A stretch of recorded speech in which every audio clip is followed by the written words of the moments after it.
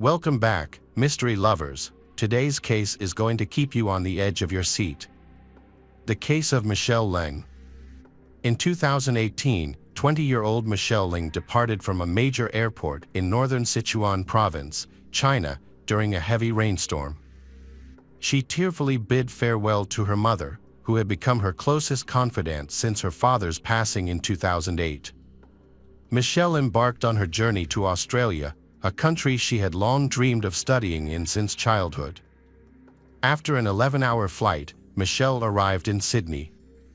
Although it was her first time traveling such a great distance alone, her determination to pursue her dream helped her overcome any challenges she faced. Upon landing, she was greeted by her aunt and her cousin, who was just 2 years younger than Michelle. She lived happily with her 48-year-old aunt, her aunt's young husband Derek Barrett, and her cousin in their house. Michelle had her own room where she spent most of her free time reading and drawing, which were her favorite hobbies.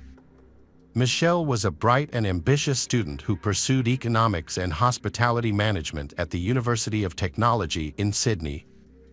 She was outgoing, adaptable, and easily made new friends. Like many young women her age, Michelle enjoyed sharing her social life on social media, posting pictures of herself enjoying cocktails with friends and engaging in adventurous activities. Michelle had a passion for exploration and was always ready for new experiences. She frequently traveled around New South Wales on day trips and even ventured as far as Hobart for vacations. Her adventurous spirit was evident in her recent social media posts, which included videos from West Head Lookout near Sydney Harbour, photos from Resolute Beach in Ku-ring-gai Chase National Park north of the city, and images from Berry Beach on the south coast. On June 13, 2013, Michelle went to Snapper Point where she bravely took a photo of herself on the edge of a cliff. She then shared this ominous photo on her Instagram account. Michelle was excelling in her studies, making new friends, and had found a part-time job. Eager to organize her personal life, she regularly communicated with men on dating sites and went on trial dates. She led an active and busy life. She attended her classes during the day, then rushed to work. On weekends, she made sure to meet up with her friends and visit places. On April 21, 2016, Michelle spent the day with a friend at the mall, having lunch and shopping. Later, she took a train and was last seen getting off at Central Station around 4:30 p.m. She disappeared after that. 2 days later, Derek went to the train station to pick up his wife, who was returning from a business trip. Derek's aunt asked him about Michelle, and he informed her that he hadn't seen Michelle in 2 days. Derek, who had been jobless for a while, had a habit of staying up late on his computer and sleeping until the afternoon. Although it was possible he hadn't seen Michelle, the situation was concerning because no one had heard from her since April 22, and her phone was turned off. Michelle's aunt grew increasingly worried after calling all of Michelle's friends and acquaintances. Upon inspecting Michelle's room, everything appeared to be in its usual perfect order. After examining Michelle's laptop, the family concluded that she hadn't returned from her date, and they feared something might have happened to her. Michelle's disappearance was particularly alarming because she typically maintained daily contact with friends and family members living in China and Australia. On the day following Michelle's disappearance, her aunt and uncle Derek reported her missing to the police and informed the Chinese embassy.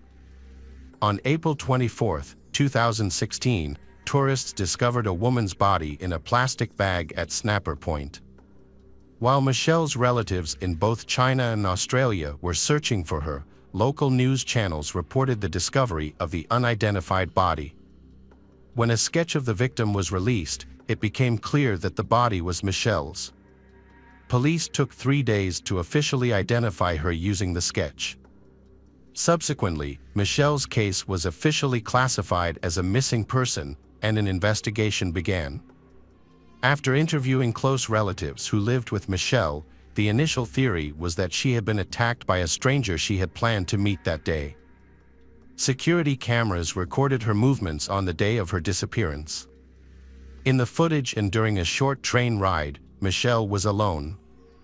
According to her friends, she had no plans to meet anyone that day and was in a hurry to get home. The analysis of her social media accounts and correspondence did not confirm the existence of a young man she might have arranged to meet. Thus, the theory about a mysterious stranger who could have committed the crime was not confirmed.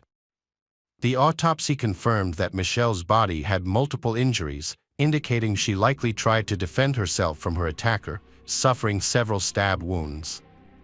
Police Chief Inspector Gary Jubin stated that the evidence suggests Michelle was brutally assaulted before her death. She was last seen on her way home and didn't deviate to any other location, which raises questions about who could have attacked her so violently. The inspector also noted that the perpetrator probably deliberately chose a very isolated area in an otherwise beautiful place. The body was found in an area frequented by tourists and fishermen, but at a specific spot that was quite secluded.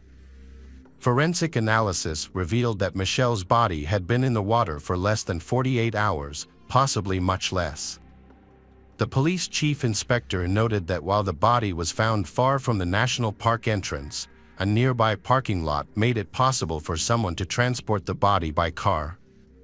Homicide detectives examined CCTV footage and traffic cameras to trace Michelle's final movements. They also interviewed family members, friends, and co-workers to gather more information, aiming to reconstruct the events leading up to her death and understand the family dynamics in Michelle's household. Inspector Gary stressed that based on all gathered information, Michelle was known to be very responsible and consistently communicated her whereabouts to her family. Her sudden disappearance raised significant concerns for her well-being. Surprisingly, for 2 days, her family either didn't realize she was missing or chose to ignore it. As Derek was the last person known to have seen Michelle alive, police brought him in for questioning. Investigators found his stories about nighttime activities and extended daytime sleeping suspicious, leading them to conduct follow-up interviews. During these, they probed into his relationship with Michelle and asked him to recall their last encounter in detail. Derek, overwhelmed by the intense questioning, stopped answering and requested legal representation. His unusual behavior raised suspicions, leading to his arrest as a suspect. The arrest was explained by 2 key pieces of evidence. First, investigators discovered that Derek's cell phone signal placed him in the vicinity where Michelle's body was found on April 24. Second, police obtained surveillance footage from a nearby parking lot, showing a car matching Derek's vehicle in the early morning hours of that same day. These findings strongly suggested Derek's presence at the crime scene, leaving little doubt about his involvement. Derek denied the accusations and claimed that his presence in the parking lot was a mere coincidence, insisting that the car wasn't his. However, the surveillance footage was clear enough to prove he was there. The police charged him for the death of 25-year-old Michelle, whose naked body with multiple stab wounds was found in a blowhole on the central coast of New South Wales. The news of Derek's arrest and the charges against him shocked Michelle's entire family. The police spoke with Michelle's mother, who was devastated by her daughter's death and rushed to Sydney to see the place where her only daughter's dreams and life came to an end. She still couldn't come to terms with her passing. Derek Barrett, a 27-year-old man married to Michelle's aunt, was charged with the murder of the 25-year-old student. Police released CCTV footage showing Michelle's final movements on April 21 in Sydney's central business district. The video captured her shopping at Pitt Street Mall and then taking a train from St James Station to Casula in Sydney's southwest. Investigators believe Michelle returned to her family home in Casula that afternoon, where she lived with her uncle, aunt, and cousin. It is presumed that she was murdered in her home. CCTV footage reportedly showed a vehicle entering Lake Munmora National Park around 7 a.m. on April 24. Police believe Michelle's body was in this vehicle. Although Derek was arrested and charged initially, the investigation continued. As more information about Michelle's final moments came to light, additional charges were filed against Derek. These included 5 counts of indecent assault, 2 counts of installing a filming device, and murder. The investigation also uncovered that the suspect had an inappropriate sexual interest in his wife's young niece. Analysis of Derek's cell phone revealed crucial evidence. Deleted files were recovered that demonstrated his involvement in Michelle's death and his unhealthy obsession with her.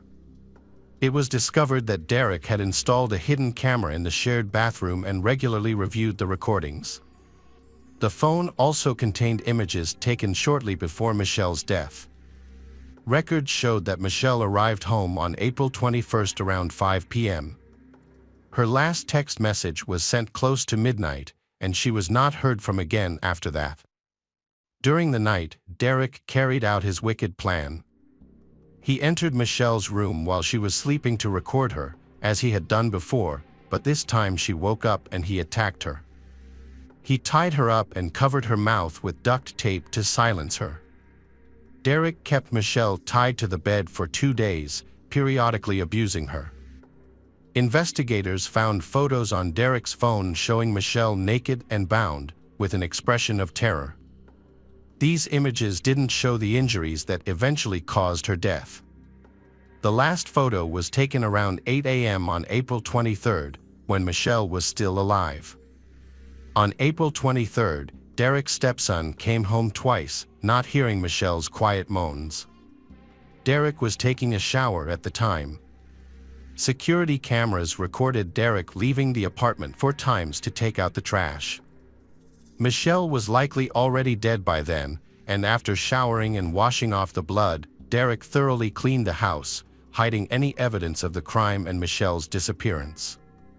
On April 24 at 7 a.m., Derek drove to Snapper Point. On the way, he stopped at a gas station where he bought drinks and filled up his car. He was captured there by security cameras. Upon arriving at Snapper Point around 9 a.m., he disposed of Michelle's body and took some photographs of the area. Afterwards, Derek visited his parents, who didn't notice anything unusual in his behavior.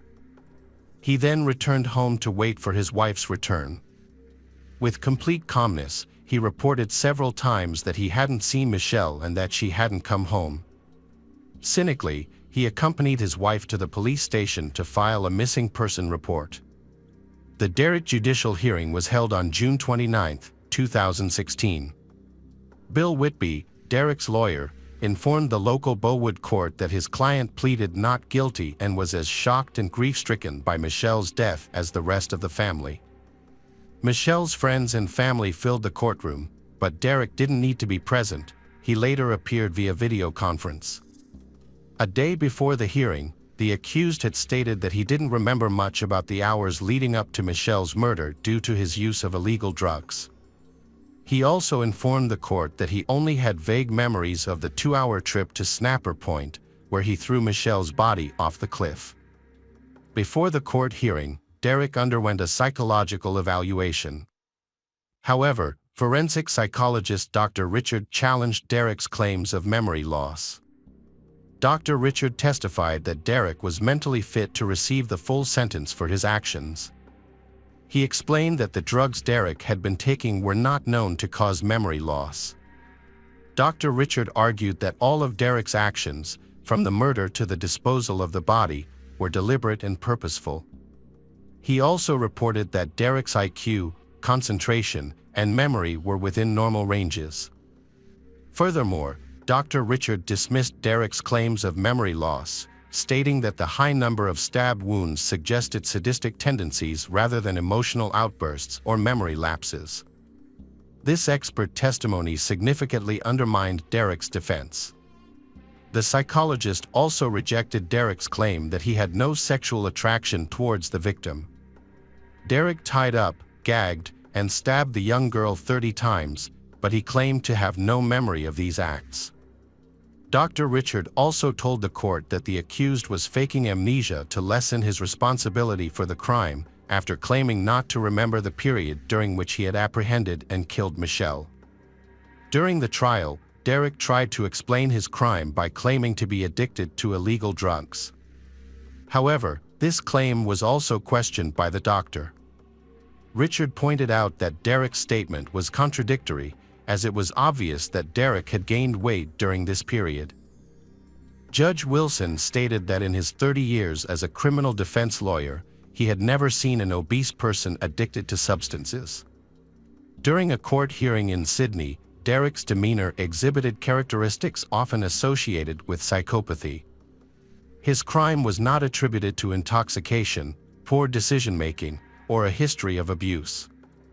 At a retrial in August, Derek admitted to murdering and kidnapping Michelle, as well as secretly entering her room on 2 occasions while she slept to make videos. He also confessed to taking 19 explicit photographs of Michelle shortly before her death. Derek claimed he had no recollection of the 48-hour period surrounding the murder, including cleaning the crime scene and disposing of the body, due to being under the influence of illegal substances. He stated that his only memories were of an argument, blood in the bathroom, and his niece's terrified face as she screamed at him.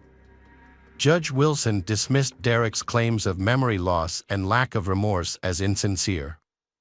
The Michelle family comforted each other while Derek tearfully insisted he deserved to live and expressed regret for his actions. Judge Wilson described the crime as depraved and brutal, carried out by a trusted relative. As the judge recounted Derek's fantasies and actions, he stared at the floor, no longer reveling in the attention. It was clear his attempts to deceive had failed. Despite claiming drug-induced memory lapses, the events were likely vivid in his mind. Throughout the court proceedings, Derek remained stoic, repeatedly uttering his victim's name. In his statement to the court, Chief Inspector Gary Jubilant from the NSW Police Homicide Unit described the crime as horrific and senseless. He expressed satisfaction that justice was served but emphasized that there was no happiness in such a case. Judge Wilson handed down a sentence of 34 years and 6 months to 28-year-old Derek Barrett, with a maximum term of 46 years. Barrett will be eligible for parole in 2050. He remained emotionless as the sentence was delivered. Michelle Lynn's mother expressed her gratitude to both the Australian and Chinese communities for their support during this difficult time of grief. She specifically acknowledged the efforts of the NSW police, particularly Detective Inspector Gary Jubilant from the Homicide Squad, for their work in investigating her daughter's death. To assist with funeral expenses and provide financial support for Mrs. Leng when she returns to China, a fund has been established. Michelle's tragic story took an unexpected turn 4 years after her death. During a routine visit to her elderly mother, a woman made a shocking discovery. She found her mother holding an unfamiliar USB drive in the kitchen. Curious about its contents, the daughter plugged the device into her computer. To her horror, she found it contained disturbing videos and photos of a sexual nature. Alarmed, she immediately contacted the police.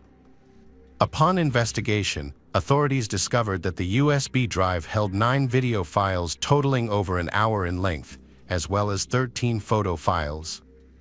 These files documented the abuse Michelle endured shortly before her murder on April 23, 2016, providing crucial evidence in the case. The woman had no apparent connection to Derek and lived about 6 kilometers from his former home. The origin of the USB device and how it ended up in the woman's family home is unknown. The police were able to link the photos found on the USB to those Derek had deleted from his phone before his arrest, in an attempt to hide his crimes. In 2020, Derek was charged with several sexual offenses after videos of him abusing Michelle were discovered on the USB device in November 2019. However, the police and prosecutors admitted they had hit a dead end regarding the discovery of the device, which led to the new charges. The prosecutor Hugh Baker informed the court that the elderly woman with dementia was confined to her home and only went out to the yard. There's no explanation for how the USB ended up in the woman's possession at the residence in Strathfield, Hugh told the court. Based on new facts and evidence, Derek's sentence was extended without the possibility of parole after images accidentally found revealed the full extent of his abuse against Michelle before murdering her. This horrible and depraved secret, discovered by chance in the hands of an elderly woman in a leafy Sydney suburb, resulted in additional years of well-deserved punishment for the convicted criminal, on top of his already lengthy sentence.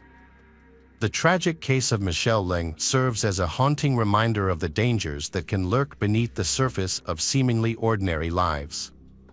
Michelle, a vibrant young woman with dreams of a bright future, fell victim to a betrayal from within her own family. The harrowing details of her story reveal the depths of human depravity and the complexities of trust and betrayal. As justice was ultimately served, it leaves a lingering sense of sorrow for the life cut short and a call to honor Michelle's memory by remaining vigilant against such heinous acts in our communities.